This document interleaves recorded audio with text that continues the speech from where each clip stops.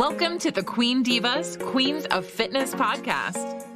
Join your hosts, three-time WBFF world champions and WBFF royalty, Alicia Gowans and Stephanie Ayala McHugh, as we explore all things female health, training, competing, mindset, and living the fitness life every day.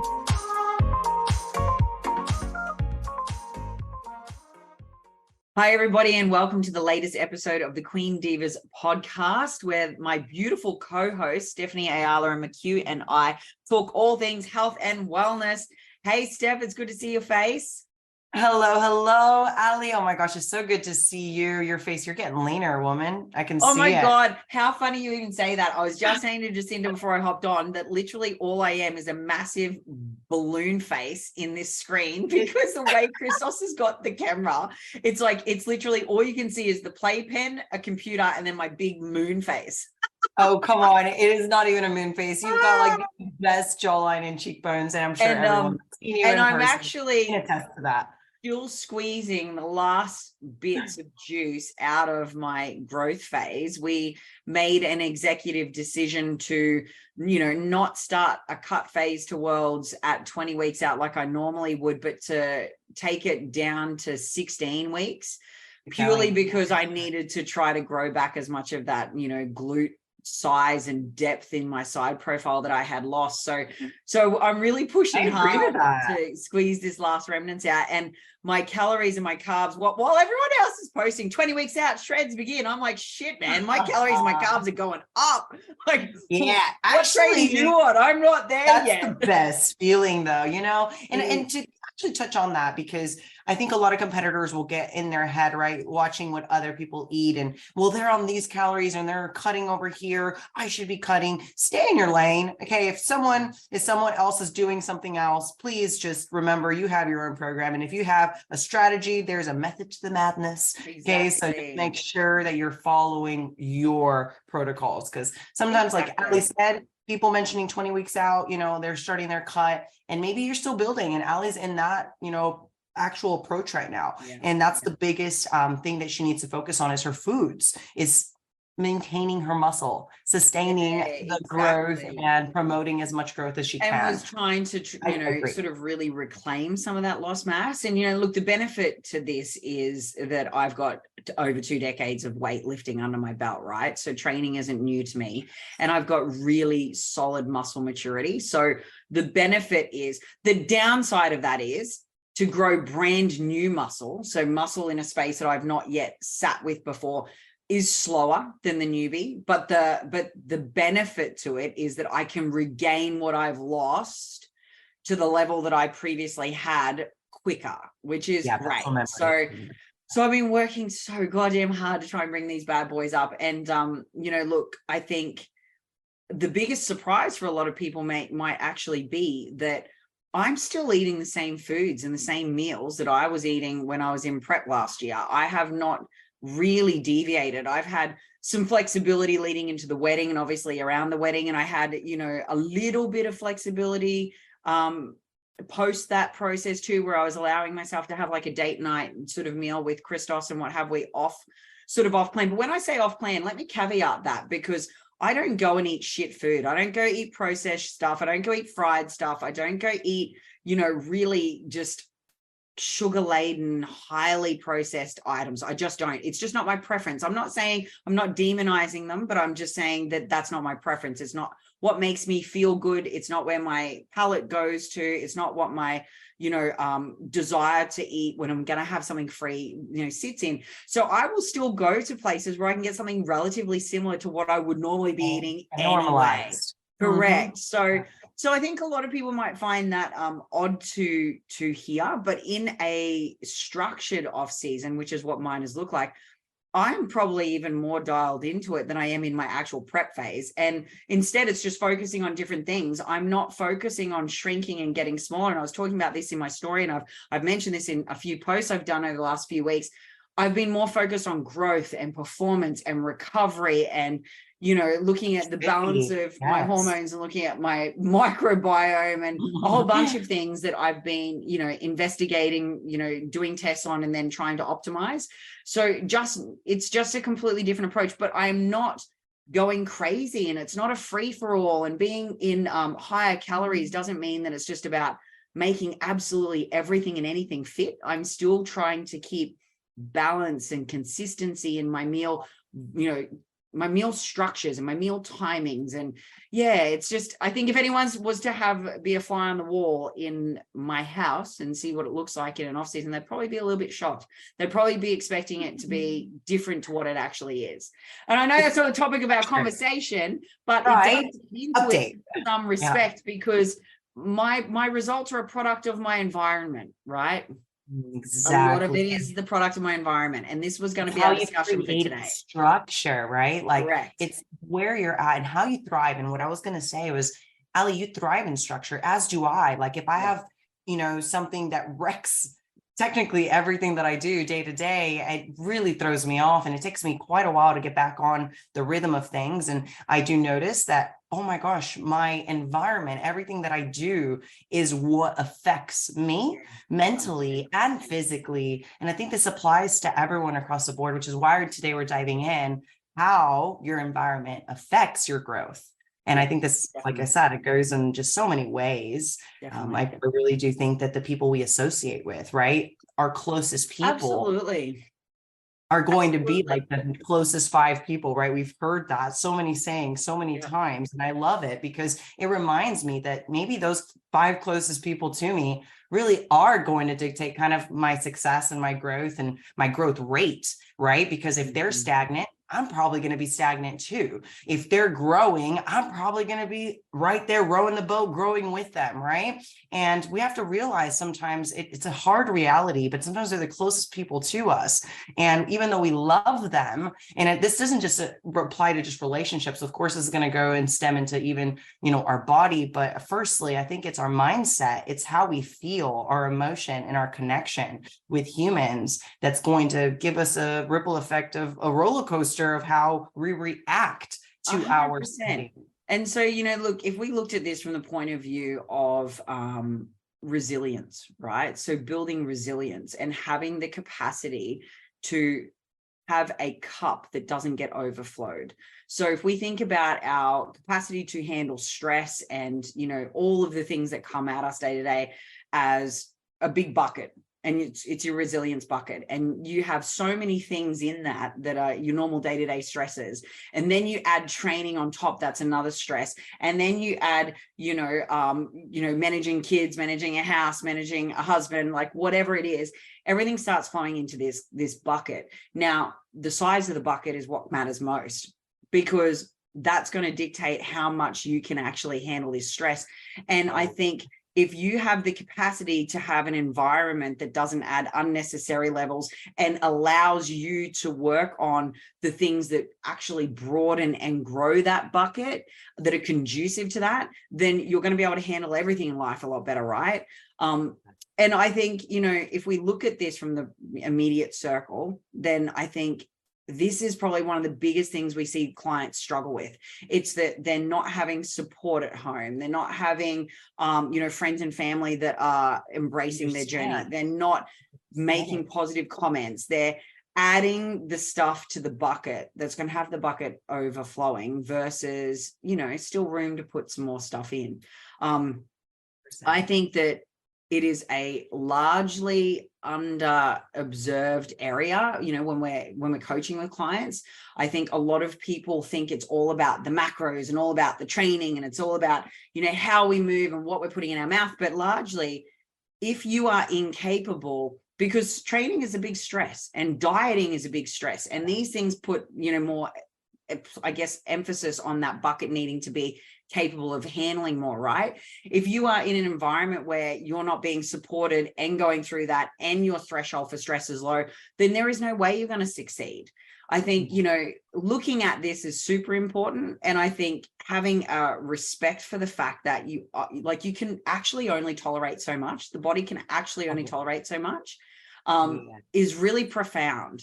So limits, it's having boundaries. And I think that the thing that we all lose sight of at some point, and it's not just within relationships, this applies to your day-to-day routine, setting boundaries, setting actual set up structure. Going back, how we initiated this podcast today is, Ali, being able to thrive because she is so structured right now. Things are flowing well, you know, and knowing that your day is set up to be successful, right? Not just deviating because everything that's thrown at you. I mean, life is fucking hard. I mean, let alone you're going to put yourself in a situation that you're now just freaking dodging every bullet, every freaking thing coming at your way. But if you have a plan, if you actually have things set up to help you, you're going to at least have some support. And if you don't have that support, maybe looking at, again, assessing your day-to-day, your environment, the people that maybe talk to you, the things that you ingest. Oh my God, I can't stress this. Oh my God. The things that you look at, the things that you read, the things that you see, your YouTube freaking things, you know, obviously sit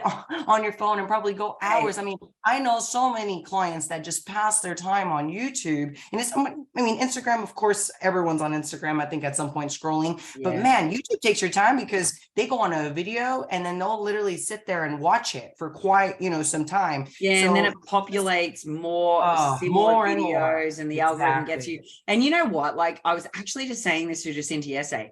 I don't read the news anymore. Now, I am from a corporate background and, you know, being across fiscal policies and looking at, you know, the economic climate and the impact of different, you know, different trends that were being identified early. All of these things were really important. So I used to consume and go through just tons of these sorts of information every single day, right? I have literally walked away from newspapers in the last, and any news at all in the last 5 years. I had to after COVID, honestly. Yeah, like I just find now, because I'm not looking at that, I keep abreast of some of it, right? But it's just not like I used to consume it religiously. And it's mainly because just to me, news is fucking depressing and everything is always so negative, right? It's everything's Armageddon. And then I had this moment yesterday where I woke up and I come across, so this is where, like, you know, external things to you can sometimes tip you over the edge, especially if you are someone that has anxiety. I woke up and, you know, there's the news of the ANZ Bank here in Australia went completely digital. They're ripping ATMs out. You've got the collapse of banks going on overseas. There's different, you know, implications of that on contracts for housing here. There are, you know, implications now on cash payments to things that we didn't have previously. Then you've got this interest rate rise happening here in Australia. I don't know what's going on in America, but here it's freaking disgusting. And we've just had rise after rise. There's all these pressures on things, right? So you've got all those things coming at you. And then I get this thing pop up in my Instagram feed, which is so random because I'm not on it much. And we have a hole in the sun. We have a hole in the sun. There's 20 Earth sizes back to back. It's over. Oh shit! It's not even 7 a.m. in the morning, and I've just been slapped in the face with all this bad shit.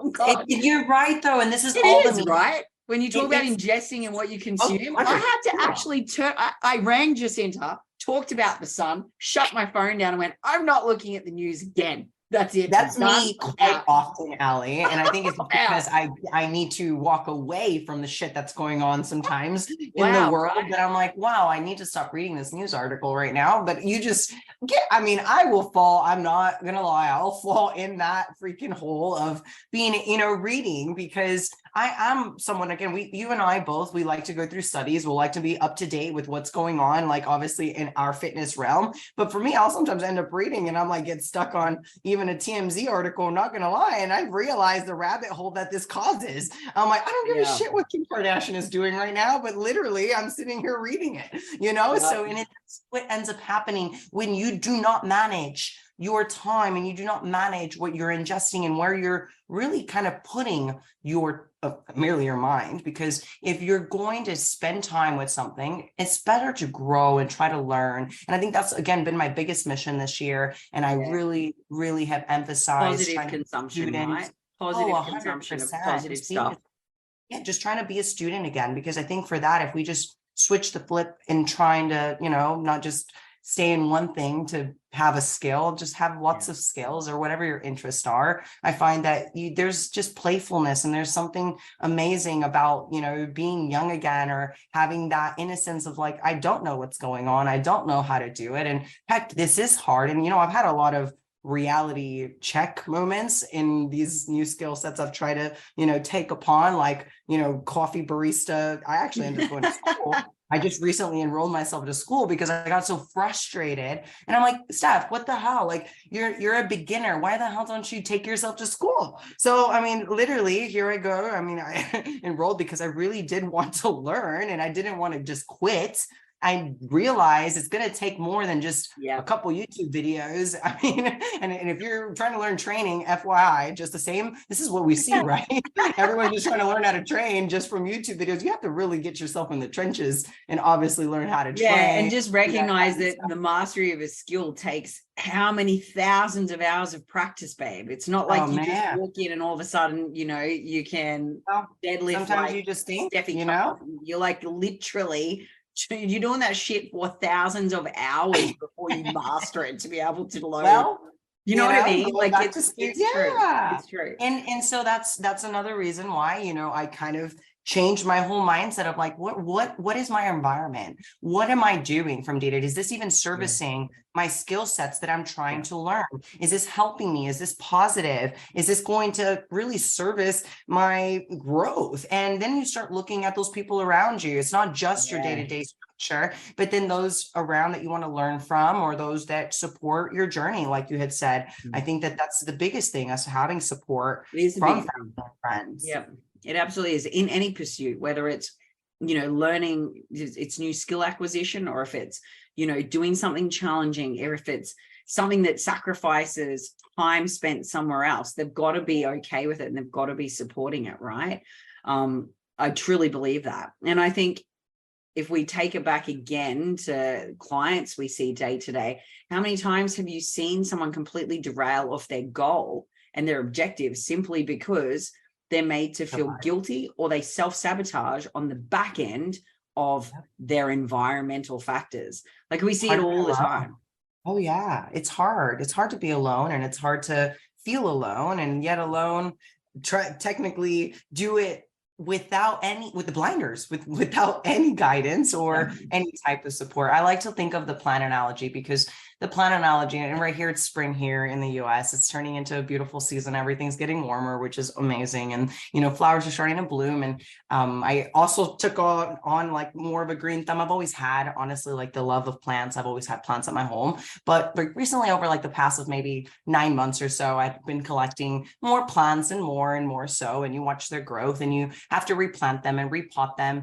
And they start as a baby, right? They start so small and as a seed, and you actually watch the growth, and you see how much patience and time you have to take for something to really take its time to bloom. And I think, again, this all goes into that perspective and how we look at things and how we're actually growing. And are we stagnant in life? Are we stagnant within our physical growth? Are we stagnant in our mindset, spiritual growth, right? Because when we think of it, that plant, right, just comparing ourselves even to a plant, is our pot big enough, or we've already hit the threshold of how big we can grow within our plant? We have to be replanted.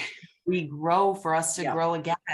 And I think in new soil, are we, exposed to light? Are we getting fed? Are we getting water? Are we getting the right things that are going to help us grow? And those are all those elements that we're really referring to within your life. It may be people, it may be resources, it may be time management, it may be actual activity, what it is that's going to help you, obviously achieve that growth, whether it is internal or external. And I guess the more I keep, diving into, the plant analogy, I think it's just more powerful when we think of seasons and how it doesn't grow in certain seasons, and it's growing underneath, and it's growing in its roots, and it's really getting grounded. And even though you don't see the growth is happening as long as you're doing the process and you're taking care of that plant, you're nurturing her, you're doing the things. If you think about it too, from what we, the plants that we seed and the seeds that we sow today, we might not harvest for a couple of years. If we apply that analogy then to like muscle building people, it's not something that you're going to stick into a plant, water a couple of times, throw out on your sill, on your windowsill, and expect it all of a sudden to bloom 5 times over. It doesn't. You're literally watching this thing so slowly with minutia, bit by bit, it's going to become what you want it to be. And it's like many things, right? If you have the right mindset about it, if you have the right resilience, meaning too that you have the capacity to handle emotions that get thrown at you day to day in a way that is not self-destructive, that is not reaching for, you know, an agent to numb you, or that is reaching for food to soothe you. You are going to actually enable yourself to keep the journey of that, you know, seedling becoming something you can harvest later. You're not going to be stopping and starting its progress. You're going to be nurturing it ongoing through the course of however long that takes for it to flourish, right? But you hit the nail on the head. It doesn't happen fast. It is slow, and the environment around you is going to be a big indicator as to whether or not it's going to be its true potential, right? I think also looking at outside of just the, you know, physical environment, the psychological environment is probably going to be a massive key to any physical progress, right? Steph, what have you found that psychologically has been the biggest hurdle you've had to overcome coming through some of these new ventures that you've stepped into?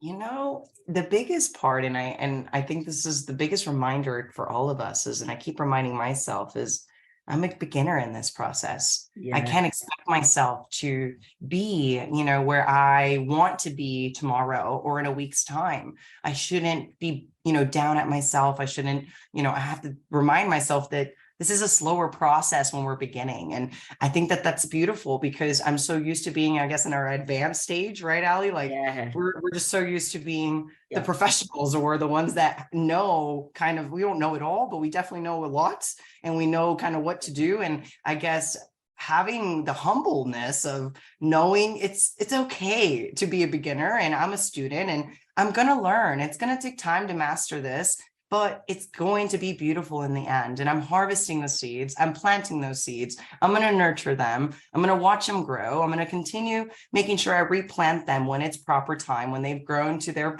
you know, full potential in that pot, and make sure that I probably remove them again in my home too.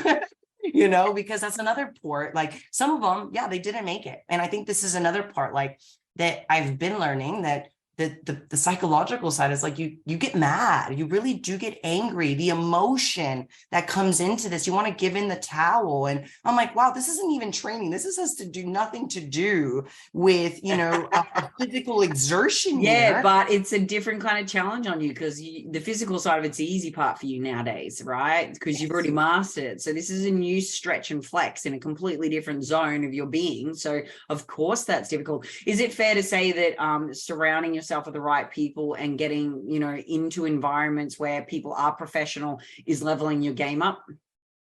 Oh, 100%, which is why I enrolled myself obviously into barista school, to be able to learn from a master, someone that's been doing it for years, someone that can teach me firsthand in person, number one, you know, to be able to take upon the step process. And, you know, there's always so many methods, but if you learn obviously from someone that is a professional, you're going to skip all of the errors that you could have done along the way, all the mistakes, and, you know, speed up that process. So I'm like, you know what, why am I taking the slow route? I'm taking the slow route by doing it on my own. Why don't I just go into a place where everyone's doing it, right? Everyone's in this interesting way.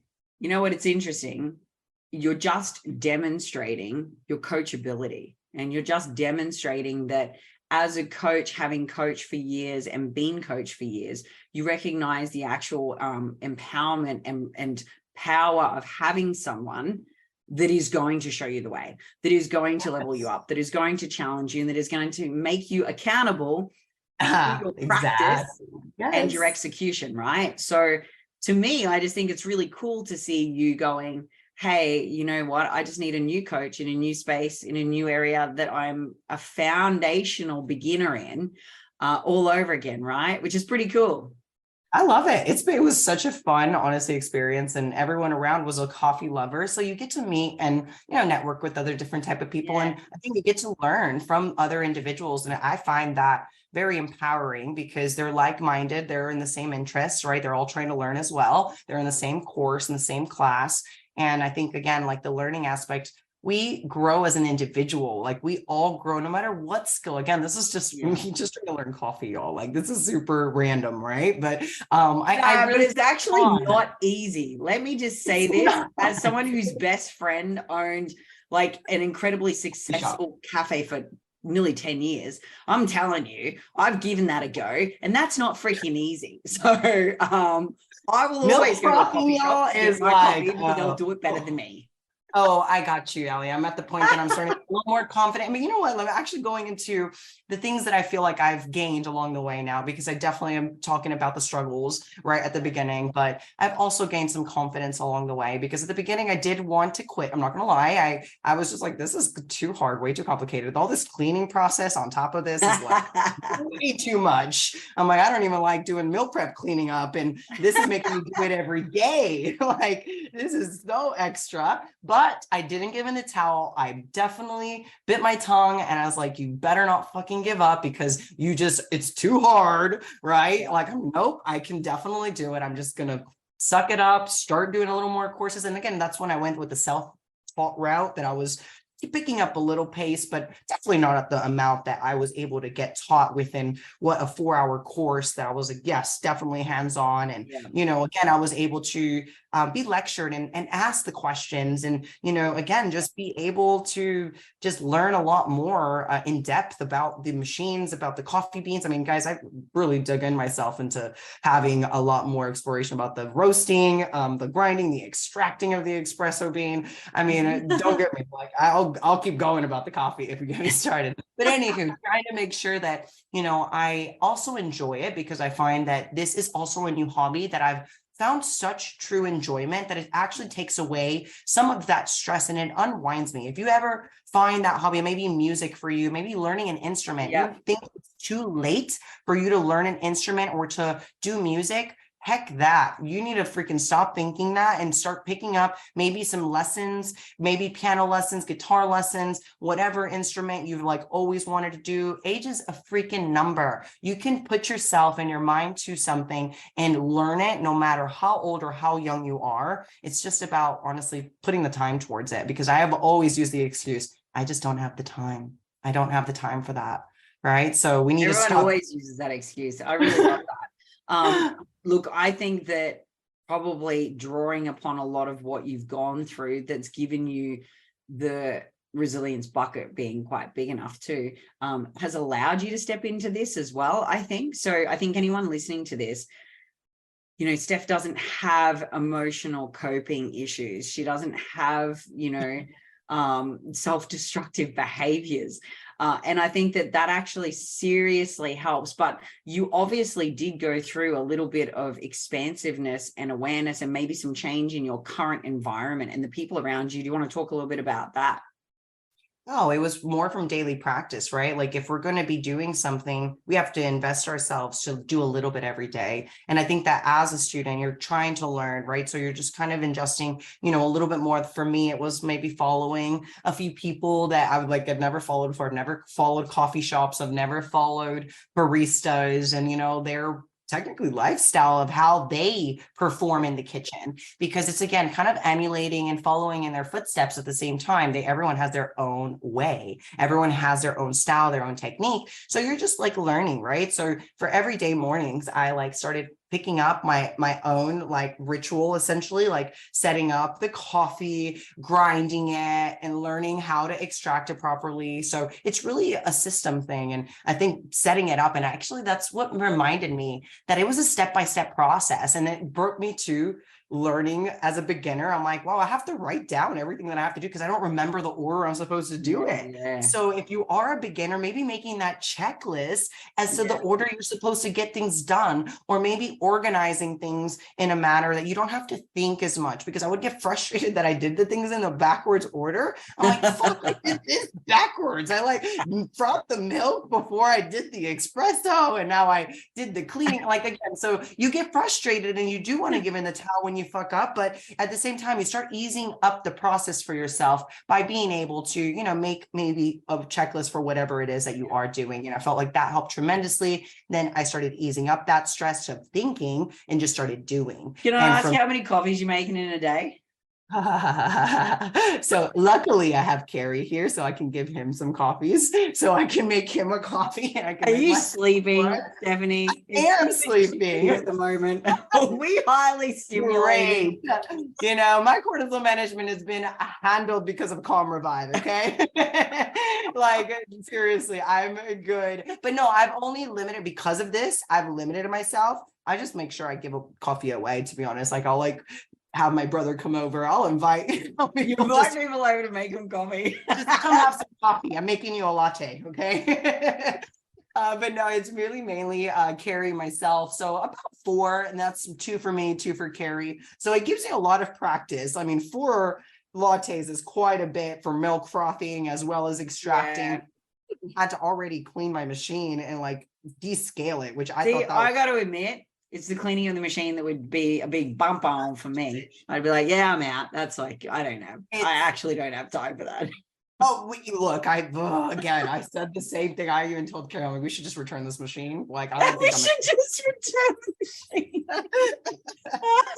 that goes to show how close I was to giving the towel and just kind of call it quits and just say, I'm just going to keep buying my coffee from the coffee shop and keep going there. But I didn't. And now I've built up some confidence, and I love the confidence I've been able to build now to even say, hey, do you want a coffee? Because I wasn't confident before to give one to Carrie. I'm like, I'm sorry. Do you want to try this? I'm sorry if it sucks. Like, but now I'm confident enough, like, try that bad coffee. Let me know how you feel about that. Like let me give you the best latte of your fucking life.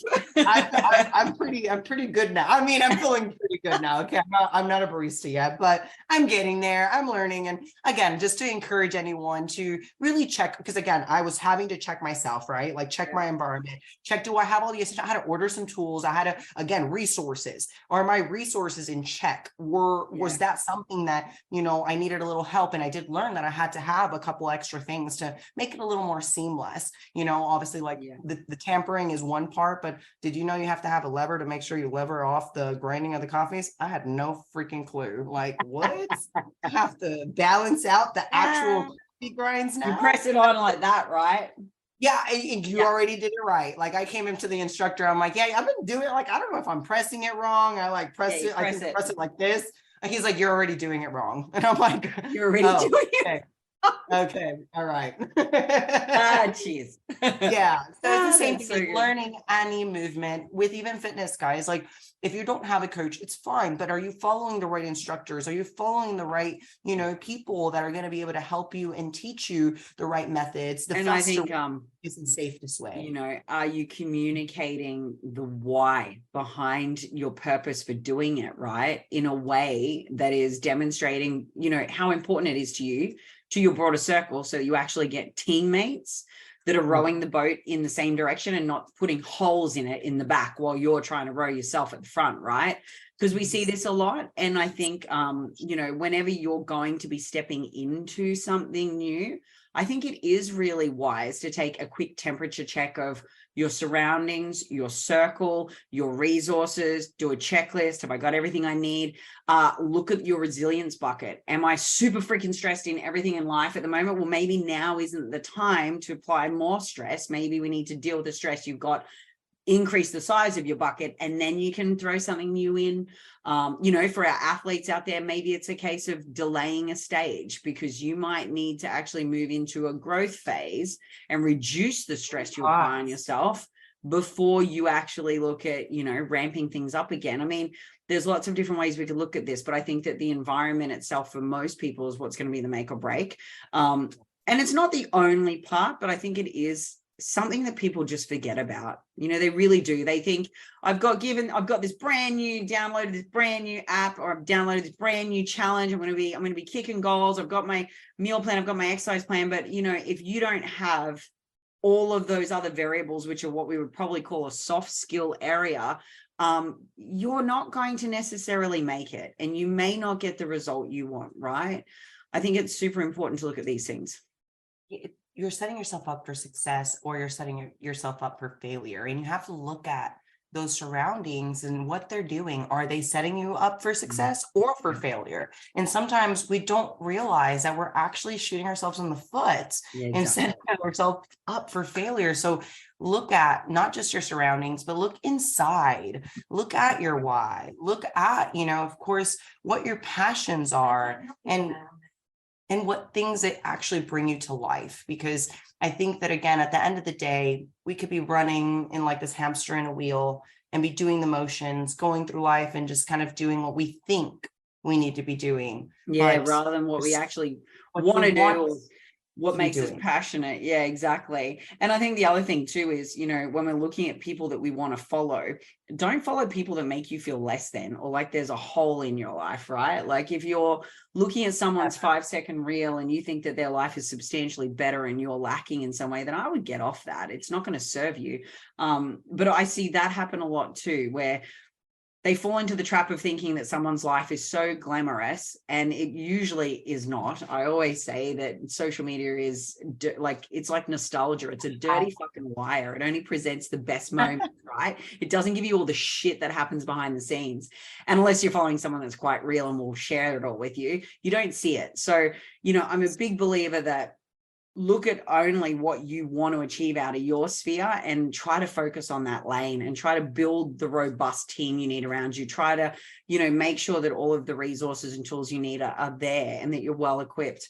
I think it's going to definitely set you up for success, and identifying the habits too. For me, I think that that's a big part of it as well when it comes to building, the mental capacity to take on a new challenge is, well, what does it look like for someone that's been successful in this already? And how can I emulate that from a habit point of view? How can I break apart what they've done really well and look at how I can optimize what I'm doing? And look, one thing that I will say, for me personally, I'll use my scenario as an example for a moment, stepping into, new motherhood with a newborn, and then into a crazy prep, and then out of a prep where I had to focus really on staying, again, still quite focused and driven and strategic about what I'm doing. It would have been really easy for me to fall into the trap of just sitting in mothers groups where none of them are anywhere near my way of thinking, and all they're worried about is, laundry. Or I could have gone the other realm and hung out with old friends where all they're doing is partying and going out for dinners 5 nights a week. And you know what I mean? Like the ends of my spectrum could have been really profoundly great. And I could have ended up completely off the center of where I needed to be for my specific goals.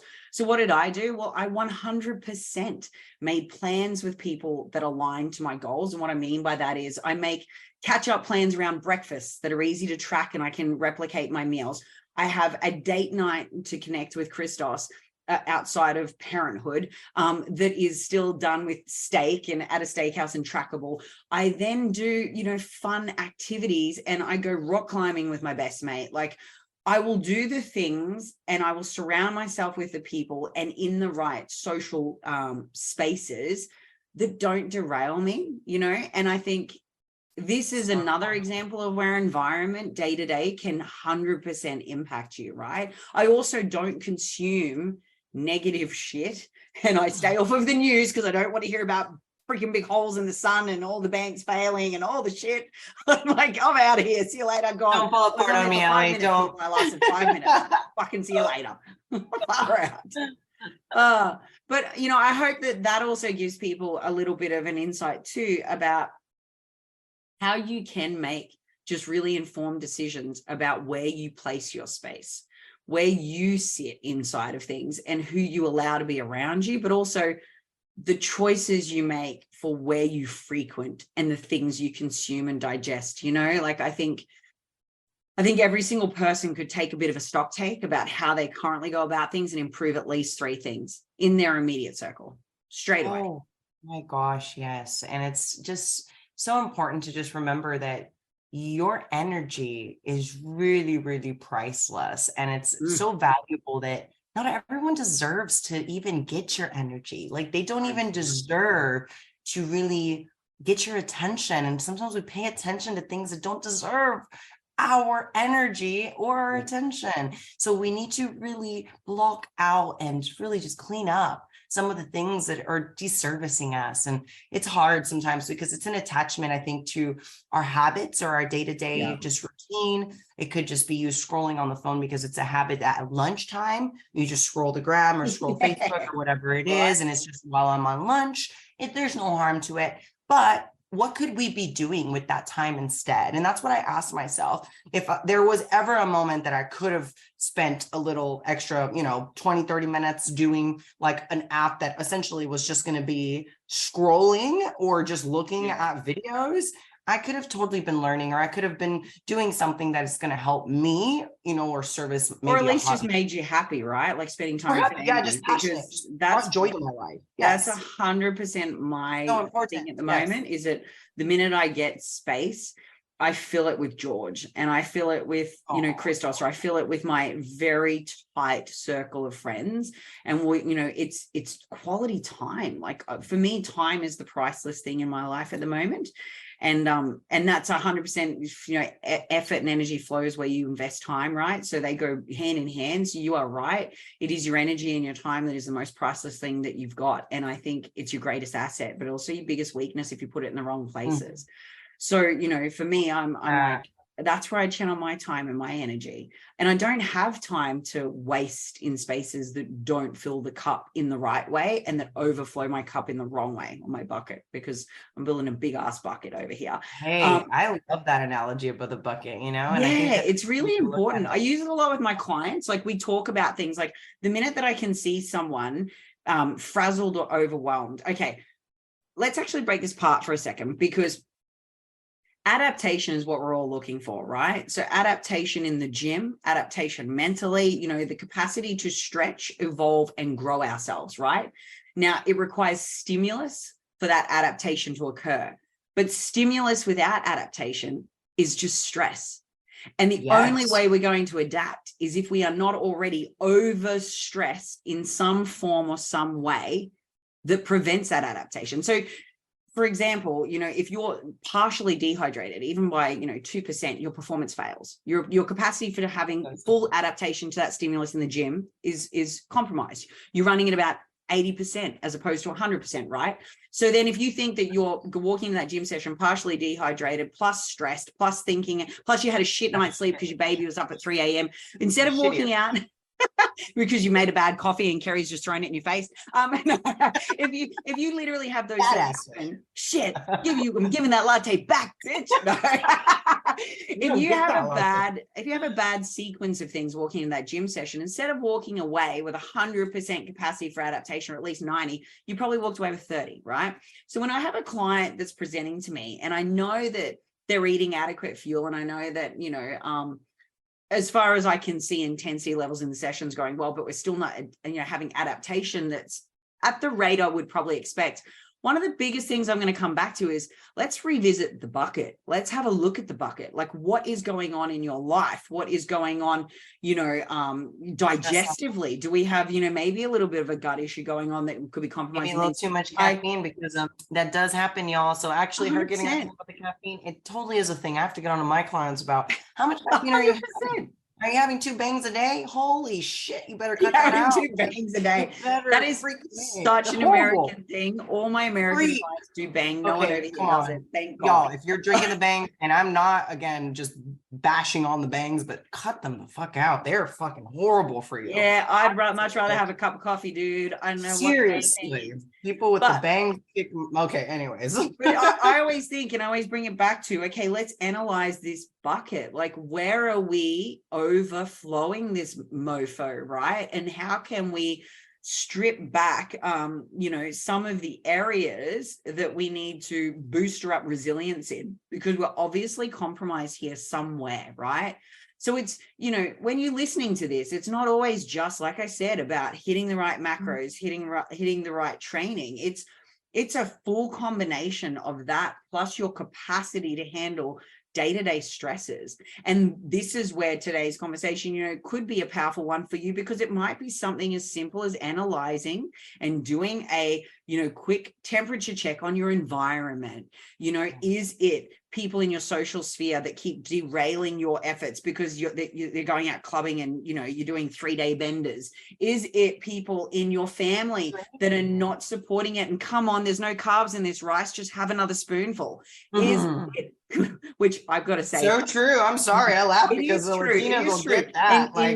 In Steph's case, is here, have another tamale. I'm like, literally every Latina is going to attest to it. It's anti-cultural, because anyone that comes from a family like of culture that they're just supposed to feed you, and they feel that you are kind of almost disrespecting them for not eating their food. That's their love language too. A lot of the times, culturally, yes, it is. It's my mother. The love language of family united, breaking bread over table and sharing love together, right? And they do it through, they show love through food, because they're making those beautiful tasting freaking tamales overnight. Hours, not a 5-minute thing. It's like hours, and then it sits in the banana leaf overnight. Like, I love this, people. If you've ever been to Stephanie's parents' house, she can't wait to see you. Part of it, eating the mother tamales. Cannot wait to see Allie, but you want to make sure you're having 100% they do. 100% they do. You're having these issues because you're not having these conversations sometimes with these individuals. That's what I was just gonna say. You just explain, right? Like you just explain where you're at. And if they can't understand, I mean, don't get me wrong. It took me years to even get my parents to understand what I was doing with competing. Why the hell, you know, what are you doing? And what is this? And like, so it's understandable for people not to get it. And I think that's the biggest reality. Like, people maybe do not get what you do. And that's okay. It's not for them to understand that, but they have to support you. And if they don't support you and support your dreams and what you're doing, and they're just laughing, or maybe just really honestly draining you because they're taking care of them. Maybe you're doing all of the work, like Allie's, you know, referring to rowing the boat, and someone's maybe digging holes, you know, and actually making sure that it sinks because they're the negative person or the person that just drains and sucks everything out of you. Just really looking, it's not about just cutting ties. I think it's just coming down to looking in and seeing what your why and your purpose is and what you really want and what brings joy. I think those things really are what stems internally. And then from there, it goes into your habits. And then from your habits, are you doing the things that are going to service, you know, of course, that goal that you're trying to, you know, achieve? And if it does service it, or if it doesn't, then maybe setting up a different structure, different, you know, just routine around it. Surround yourself around people that are within the same field, the same passion as you. And if there isn't people around, then you got to look for them, because sometimes there are some fields and some things that there's no one around town or anywhere in your circle that there's anyone. It is difficult sometimes. I've had difficulty sometimes in certain spheres over the years trying to find someone that I can still learn something from, but it is still you are still capable, and there are still people there. You've just got to look a little harder, right? And this is where, you know, you might have the right. So for argument's sake, in my sphere right now, all of my environment's super conducive to productivity and support and success, right? So I don't have to question that. But for me now, it's about actually seeking out mentors in certain spheres that can continue to grow and evolve me in leveling up even further again in different areas. And I'm not talking just about the areas that I specialize in, you know, performance nutrition or anything. I'm talking about other aspects that complement what I do here in this space. So, you know, I think that might even be the scope for you. It might be like, okay, well, I've done my temperature check. I've done my analysis of the environment. Everything's actually ticking boxes, but maybe what a limitation is for me is I need a bigger pot plant. You know, I need a bigger pot to be put in.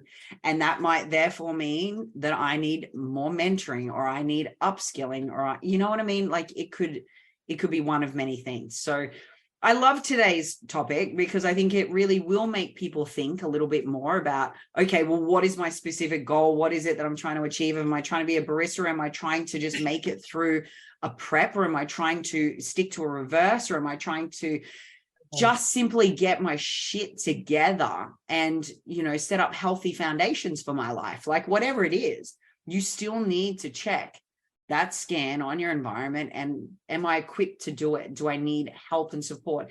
Do the people in my boat row with me, or do they punch holes in the back behind my back? Like you need to be across all of these things. So I think it is it's so true. You know, it is. It really is. It really is. And then also too, this is the most confronting question. Am I digging holes in my own boat? I was about to literally, because I see a lot of people do that. every day. I'm even gonna just even point it out. Sometimes, like I said, we're the ones shooting ourselves in the foot and like wondering, why the hell can I run? Well, shit, you just shot yourself in the foot. Like, no shit, you're about to not be able to sprint and run. Like, you have to realize sometimes we are the ones holding ourselves back. And that's another, question that you have to ask yourself is, am I the one that, is actually doing the things over and over again, my same mistakes, the same things, because I don't want to break the cycle? I keep reverting back to my old habits. That's how I relapse and how I end up, going back to the same old. So it's sometimes just asking, it's not others. Maybe it is yourself. And once we're tired of our own bullshit is when we finally are fed up and want to change. We have to do baby steps and be like me as a beginner and just make a checklist. If you're taking baby steps all over again, just reassess, check not just your temperature, but check again those surroundings, right? Like maybe you're not a tree. And I love this even quote, right? Whenever they say you're not a damn tree, just get up and move. It's true. Yeah. Like get up and move then. Like just go to another location, go elsewhere where you are wanted. And another thing that I've been reflecting a lot on is rejection is just redirection. And I think again, like going back into this is we really need to uproot ourselves sometimes and move. And that's okay. Sometimes we're not in that environment that they, are going to be able to thrive in. So we need to grow. And how are we going to grow?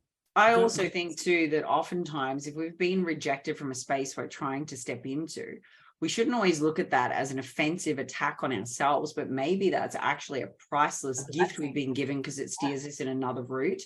Because, unanswered prayers are often some of the times the best prayers that we have. We get saved from the wrong direction or from doing something that might not be profoundly for us, right? We might think we want it, but not for the right reasons. And because we don't want it for the right reasons, it doesn't come our way. And instead of getting affronted by it, settle into it and look for that alternative, because I think you might actually be opening the right door in time versus walking down the wrong path. So I love that.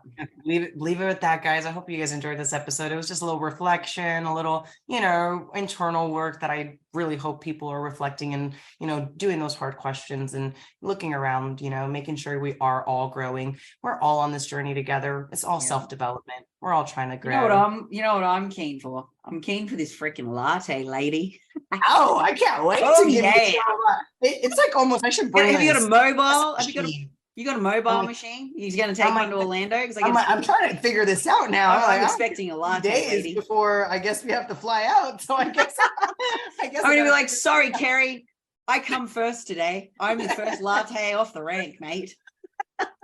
I can't wait to see you. And everyone that'll be maybe following any of the WBFF Orlando Pro-Am is the show open seasoner of the year. And then it's followed by the Australian show. Yes. So will be a very fun month of April that's coming 100%. Up. It's going to be great. That is going to be for everyone that listens to this, that is part of our regular audience. We love and appreciate all of you. But if you are in Orlando, please come up and see us. We would love to have a whole series of photos that we will be able to take and post across our Queen Divas socials. And we're actually open to having anyone make suggestions on episodes you'd love to see us, have on board. And we're even thinking about doing a Q&A episode where we literally just have you fire everything under the sun at us in a question format. And we will just go through an entire segment where we do nothing but answer your questions. Yes. And thank you guys again for listening and for your support. And we cannot wait to see anyone that does show up to the Orlando show. If not, it is going to be pay-per-viewed. For those of you that are interested in just watching the show itself, it will be streamed so you can watch it from home. And you'll probably see Ali and I gracing the stage at some point, awarding some of the athletes. But we look forward to upcoming episodes that we do have lined up for you guys. It's going to be fun. So please fire up some of those questions. And until next time, see y'all. See ya. Thanks for tuning in to another episode of the Queen Divas, Queens of Fitness podcast. Make sure you follow us on Instagram at Queen Divas Pod, on Twitter at Queen Divas 4, and follow our hosts on Instagram, Alicia at Alicia Gowans _WBFF Pro, and Steph at Stephanie Ayala 7. See you all next week.